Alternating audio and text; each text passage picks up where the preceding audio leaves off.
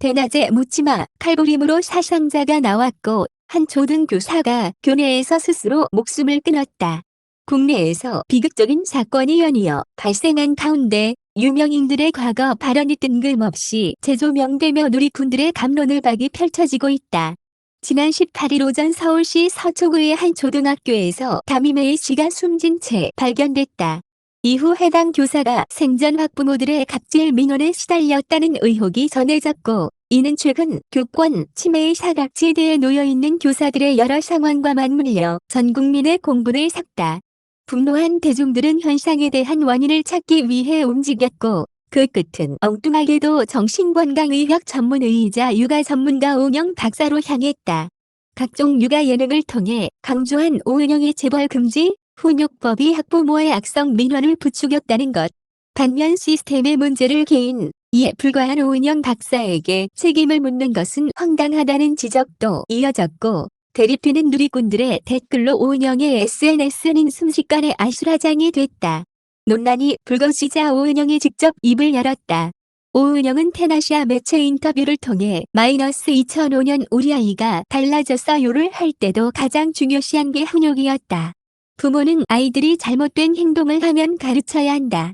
그런데 그때까지만 해도 부모들이 아이들을 많이 때렸다. 훈육하지 말라는 게 아니라 때리지 말라고 했다. 훈육은 평생 강조하고 있는 것이라고 해명했다. 더불어 그는 누구의 권리가 덜 소중하고 더 소중하겠나. 학생뿐만 아니라 교사들 권리 역시 소중하다며 그러나 교권이 추락한 것이 아이들을 때리지 않기 때문이라는 일부 대중들 논리에 마음이 아프다 라며 일부 누리꾼들의 곡해를 꼬집기도 했다. 오은영에 이어 전효성 역시 사회적 이슈로 인해 과거 발언이 도마에 올랐다. 지난 21일 서울 관악구 신림역 4번 출구 인근에서 묻지마 칼부림 사건이 발생했다. 해당 사건으로 30대 남성 3명이 다쳤고 20대 남성 1명이 숨졌다. 특히 해당 사건의 피의자 조모 씨는 그간 힘없는 노약자, 여성, 아이를 대상으로 한 범죄와는 달리 오직 성인 남성만을 노려 공격한 것이 밝혀졌다. 이에 지금까지 무의식적으로 나는 범행 대상이 아니다 라고 생각했던 성인 남성들의 불안감을 자극했다. 그러자 이번에는 정효성의 과거 발언이 각종 온라인 커뮤니티에서 주목을 받았다. 여가부는 지난 2021년 10월 공식 유튜브 채널에 데이트 폭력을 관대하게 바라보는 시선이 사라지길 바라는 전효성이라는 제목의 영상을 올렸다. 이 영상은 2021년 9월부터 진더폭력 뿌리뽑기를 주제로 3개월 동안 진행한 희망그림 캠페인의 하나로 전효성은 해당 영상에서 데이트 폭력에 대한 자신의 소신을 밝혔다.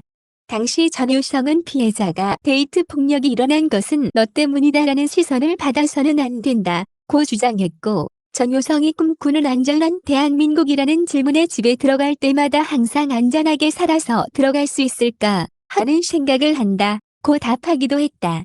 그러나 해당 발언은 남성을 잠정적 범죄자 취급한다 라며 일부 누리꾼들의 불쾌감을 샀고 이후 전효성이 게재한 SNS, 유튜브 영상 등에는 그를 향한 조롱의 댓글이 약 2년간 꾸준히 달려 있었다.